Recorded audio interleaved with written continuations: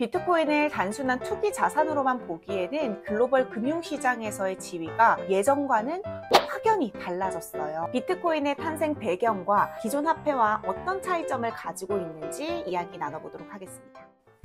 안녕하세요, 여러분. 오늘은 굉장히 핫한 주제죠. 비트코인에 대해서 얘기를 나눠보려고 합니다. 트럼프 대통령 당선 전후를 기점으로 비트코인에 대한 관심이 정말 많이 폭발적으로 증가했어요. 비트코인의 개당 가격이 10만 달러를 돌파하기도 했고, 또 트럼프 대통령이 유세 기간 동안 내가 대통령이 된다면 비트코인을 전략자산으로 삼겠다, 이런 발언까지 했던 터라 더 많은 관심을 모았습니다. 그러다 보니 이전까지만 하더라도 비트코인은 사기다, 투기다 라고 얘기했던 사람들 중에서도 이제라도, 지금이라도 비트코인을 사야 되는 거 아니냐라고 고민하는 분들도 많아졌는데요. 저 같은 경우에는 2020년 초부터 코인 투자를 소소히 해왔습니다. 그래서 이번에는 이 비트코인에 대해서 정확히 잘 모르는 분들을 위해서 좀 제대로 알려주고자 3부작을 준비해 봤는데요.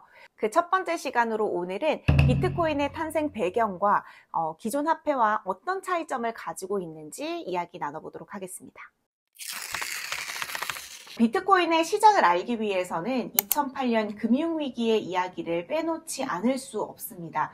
당시에만 하더라도 미국의 대형 은행들이 부실 대출을 남발하면서 금융 시스템이 완전히 무너졌는데요. 그 여파는 전 세계를 강타할 정도였습니다. 이 과정에서 순식간에 사람들은 직장을 잃고 평생을 모았던 돈을 한꺼번에 날려버리기도 했는데요. 이 사태를 겪으면서 사람들은 근본적인 의문을 품게 됐어요. 은행과 정부를 100% 믿을 수 있을까? 내가 맡긴 돈이 진짜 안전한가? 금융 시스템이 무너졌을 때 과연 대안책은 무엇일까? 이 고민 속에서 등장한 게 바로 비트코인입니다. 진짜 이름도, 국적도, 나이도, 성별도 알 수 없는 인물이 갑자기 나타나기 시작한 건데요.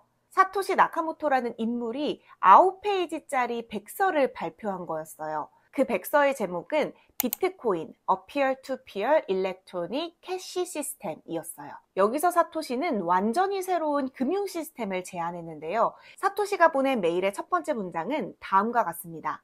저는 신뢰할 만한 제3자인 중개자가 전혀 필요 없는 완전히 당사자 간에 1대1로 운영되는 새로운 전자화폐 시스템을 연구해 오고 있습니다. 다시 말해서 은행과 같은 중개기관 없이 개인과 개인이 안전하게 결제를 할 수 있는 시스템이 필요하다는 거예요. 굉장히 새로운 관점이죠. 왜냐면 우리 같은 경우에는 은행을 가는 것도 큰 불편이 없고, 또 요즘에는 휴대전화를 통해서 모바일 뱅킹도 손쉽게 할 수 있기 때문인데요. 그런데 사실 이거는 우리나라이기 때문에 가능한 걸 수도 있어요.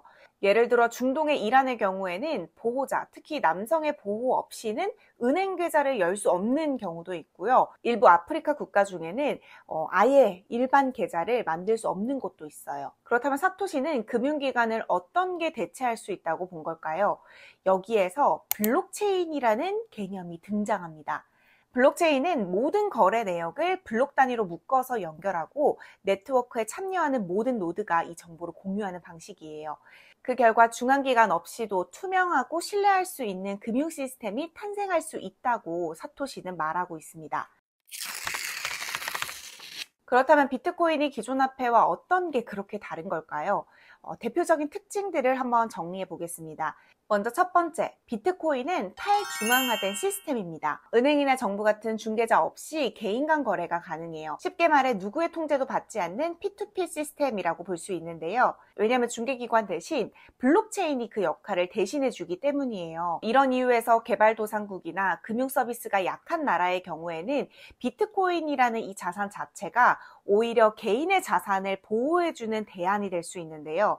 예를 들어서 베네수엘라나 아르헨티나 같이 아예 초인플레이션을 겪는 나라의 경우에는 자국의 통화 가치가 워낙 많이 떨어지다 보니까 자신의 자산을 비트코인으로 대체해 보관하는 경우가 많이 늘어났어요. 러시아 우크라이나 전쟁에서도 마찬가지였어요. 국제 제재로 인해서 이 러시아 은행의 계좌가 국제 결제망에서 차단됐거든요. 그러니까 이 비트코인에 대한 거래가 굉장히 많이 늘어났어요. 그런 만큼 비트코인은 중앙기관의 간섭을 받지 않는 탈중앙화된 시스템을 기반으로 해서 글로벌 자산으로 활용될 수 있는 가능성이 매우 큰 자산입니다. 두 번째, 비트코인은 제한된 공급량을 가지고 있어요.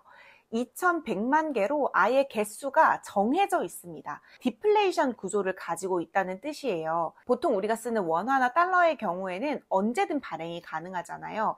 예를 들어 경제 위기가 오거나 경기 침체의 경우에는 중앙은행이 돈을 찍어내면서 양적 완화를 통해서 통화의 양을 확 늘려버릴 수도 있고요. 하지만 비트코인은 아예 개수 자체가 딱 정해져 있습니다. 이렇게 돈을 발행하지 않더라도 법정화폐의 경우에는 매년 2에서 3% 정도의 인플레이션을 발생시키는데요. 하지만 비트코인의 경우에는 아예 발행량이 딱 정해져 있기 때문에 금처럼 희소성을 가지고 있죠. 이런 이유에서 비트코인을 두고 디지털 금이다 라고 별명을 붙여주기도 했고요. 많은 투자자들이 인플레이션 해지 수단으로 비트코인을 활용하기도 합니다. 마지막으로 비트코인은 전 세계 어디든 송금이 가능해요. 인터넷만 연결되면 진짜 손쉽게 보낼 수 있어요. 단 몇 분 안에 거래가 가능해요. 은행 직원의 도움도 필요 없고요. 개인이 알아서 할 수 있습니다. 그만큼 편의성이 있다는 건 정말 큰 장점이라고 볼 수 있겠죠. 한때 기존의 금융권에서는 이 비트코인을 두고 투기성 자산이다 이렇게 평가절하하기도 했어요. 특히 우리나라가 굉장히 심했죠. 그래서 수많은 어록들이 있습니다. 2018년 당시 박상기 법무부 장관은 가상화폐는 도박이다, 거래소를 폐쇄하겠다라는 폭탄 발언을 내놓기도 했고요. 유시민 작가는 비트코인은 사기다, 화폐가 될 수 없다 이렇게 말을 했어요. 심지어 2021년 은성수 당시 금융위원장은 가상화폐는 투기성이 강한 내재 가치가 없는 것이고 잘못된 길로 가면 어른들이 제대로 잡아줘야 된다라는 그야말로 꼰대 발언을 내놓기까지 했습니다. 당시에도 2030 젊은 층을 중심으로는 비트코인에 대한 관심이 굉장히 컸고 실제로 투자하는 사람들도 많았어요. 지금 와서 보면 이들이 과연 비트코인이라는 게 정확히 무엇인지 알고 이런 발언을 했을까라는 게 약간 의구심이 들기도 하는데요. 정치권을 포함한 정부 고위 관계직 모두 이 비트코인이 대체 무엇인지 이걸 깊이 있게 공부하지는 않았어요. 그저 지금의 금융 시스템과는 완전히 다른 양상을 보이고 있고 실제를 파악하기보다는 일단 규제하고 보자 이렇게 본 거죠. 우리가 비트코인을 이렇게 보는 사이 해외에서는 비트코인을 바라보는 시선이 점차적으로 달라지기 시작했어요. 특히 2021년에 중국이 중국 내에서 비트코인을 채굴하는 것을 금지시켰거든요. 그리고 난 이후에 이 산업 기반이 미국으로 옮겨졌어요. 이후부터는 미국을 중심으로 한 거대 자산 운용사들이 비트코인을 굉장히 적극적으로 수용하기 시작했어요. 선물 시장에서 암호화폐가 거래되더니 지난해 1월에는 급기야 현물 ETF까지 승인되면서 시장이 급변한 거예요. 그런데 저는 이 용어를 정의하는 것부터 해외와 우리나라가 굉장히 큰 차이를 보이고 있다고 생각을 합니다. 영미권을 중심으로 한 해외에서는 크립토 커런시, 즉 암호화폐라고 부르거든요. 수학적 알고리즘을 기반으로 한 암호화, 이 암호화를 기반으로 한 화폐적 사용이 바로 암호화폐다라고 본 건데요. 그런데 우리는 뭐라고 부르고 있나요?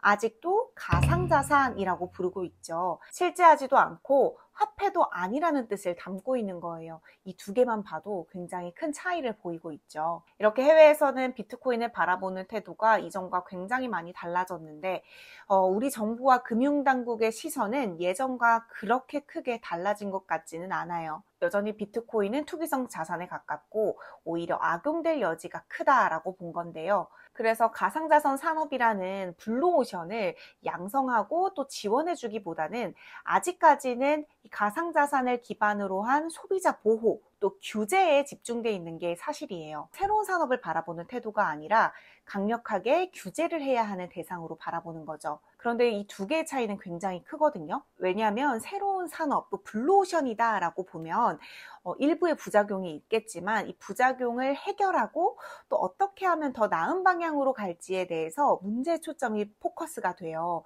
하지만 단순히 규제의 대상으로 가잖아요. 그러면 성장을 기대할 수는 없습니다.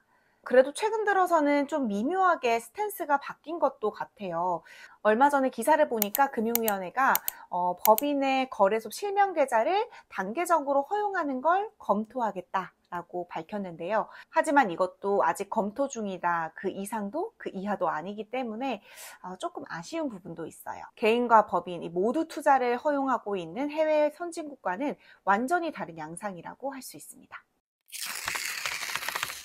비트코인을 단순한 투기 자산으로만 보기에는 글로벌 금융시장에서의 지위가 예전과는 확연히 달라졌어요. 하지만 우리나라에서는 여전히 규제와 제도적 장벽이 많은 것도 사실인데요.